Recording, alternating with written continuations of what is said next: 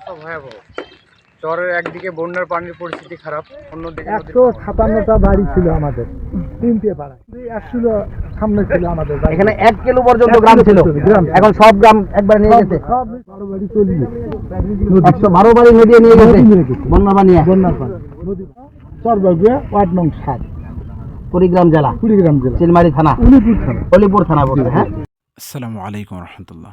আলহামদুলিল্লাহ, কুড়িগ্রামের বন্যা কবলিত মানুষদের পাশে দাঁড়ানোর জন্য দুটি ফাউন্ডেশন একত্রিত উদ্যোগ নিয়ে আমরা এসে পৌঁছেছি কুড়িগ্রামের রৌমারী উপজেলার নৌকাঘাটে।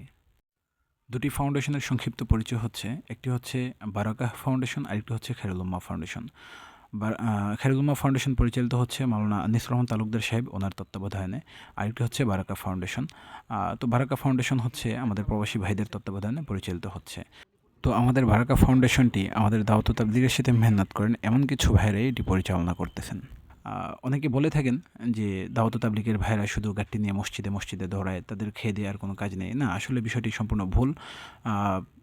দাওয়াত তাবলীগের ভাইয়ারা উম্মতের সার্বিক হালতের উপরেই ফিকির করে থাকেন, কখনো সেটা প্রকাশ্যে নিয়ে আসা হয়, কখনো এটা প্রকাশ্যে আনা হয় না।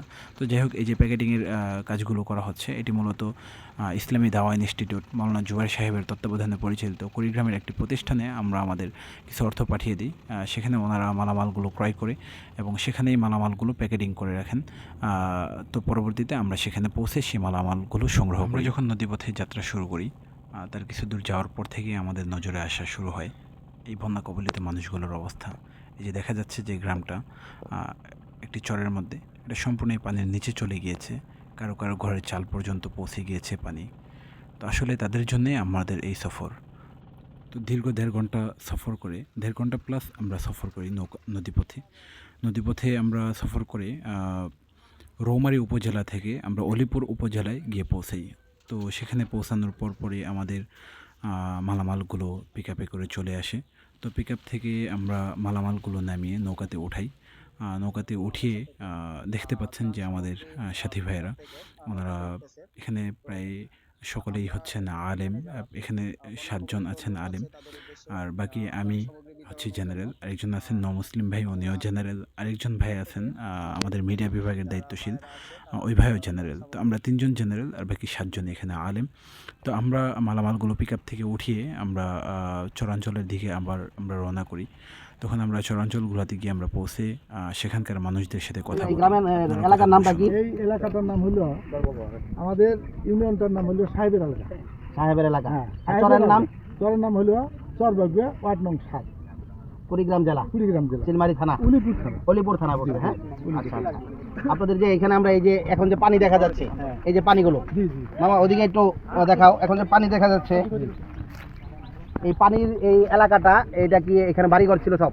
এই যেখানে দাঁড়াচ্ছি এখান থেকে 100 সামনে ছিল আমাদের বাড়ি। এখানে 1 কিলো পর্যন্ত গ্রাম ছিল, এখন সব গ্রাম একবার নিয়ে গেছে। সব মিশ্র হয়েছে। এখানে 157টা বাড়ি ছিল আমাদের, 3টে পাড়ায়। 157টার মধ্যে অলরেডি 112 বাড়ি চলে গেছে।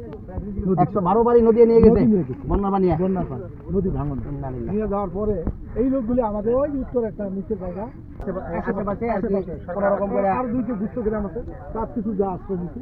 সেখানে তারা জানলাম যেভাবে হোক যতটুকু আছে ওইটি নিয়ে আমরা বসবাস করতেছি, দিন যাপন করতেছি, খুব কষ্ট হচ্ছে। আল্লাহ তাআলা আপনাদের এই কষ্টকে। আমাদের প্রতিনিধি উনি এসেছিলেন হযরত মাওলানা যে সানাউল্লাহ সাহেব, গত বৃহস্পতিবার এখানে খোঁজ খবর নিতে এসেছিলেন। তখনও তিনি ওদিকে বাড়িঘর দেখেছেন। হ্যাঁ, যে বাড়ি ছিল, তখনও বাড়িঘর দেখে গিয়েছেন। কিছু বাড়িঘর ভাঙছে আর কিছু আছে।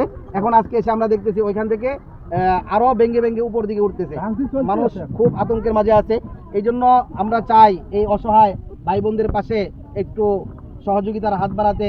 এই জন্য আমরা আমাদের কিছু প্রবাসী ভাই সরজমিনে দেখে খোঁজখবর নিয়ে বিশেষ করে যাদের বাড়িঘর ভেঙে গেছে তাদের জন্য আমরা অল্প কিছু হাদিয়া নিয়ে এসেছি এবং কিছু নগদ অর্থ দেওয়ার চেষ্টা করব যারা একবার নিঃস্ব হয়ে গিয়েছে।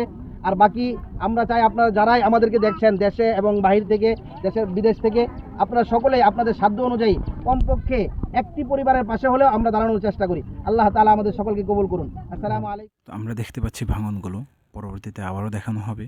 তো আমরা এখন যাব হচ্ছে বন্যা কবলিত মানুষগুলোর খোঁজ খবর নেওয়ার জন্য সরজমিনে।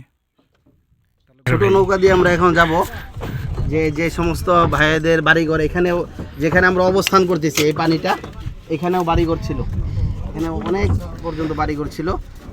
এই ভাইয়েরা যেখানে আশ্রয় নিয়েছে তাদের এখানে আমরা এখন যাবো ইনশাল্লাহ, সরাসরি গিয়ে তাদের সাথে কথা বলে তাদের লিস্টটা আমরা করে এরপরে ইনশাল্লাহ আমরা ত্রাণ সামগ্রী দিব।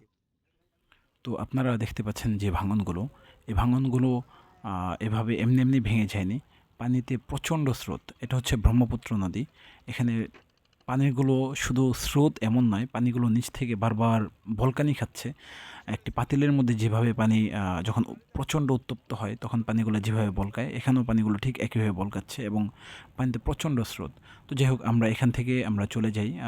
এই ইদানিং যে মানুষগুলোর বাড়িঘর ভেঙে গিয়েছে তাদের বাড়িতে এবং তারা যেখানে বসত নতুন করে করেছেন সেখানে গিয়ে তাদের আমরা সশরীরে খোঁজখবর নিয়ে তাদের লিস্ট, তাদের ফোন নাম্বার, তাদের ডিটেলস আমরা সংগ্রহ করি, যাতে করে পরবর্তীতে আমরা আমাদের যে কোনো প্রয়োজনে সেগুলো আমরা কাজে লাগাতে পারি ইনশাআল্লাহ।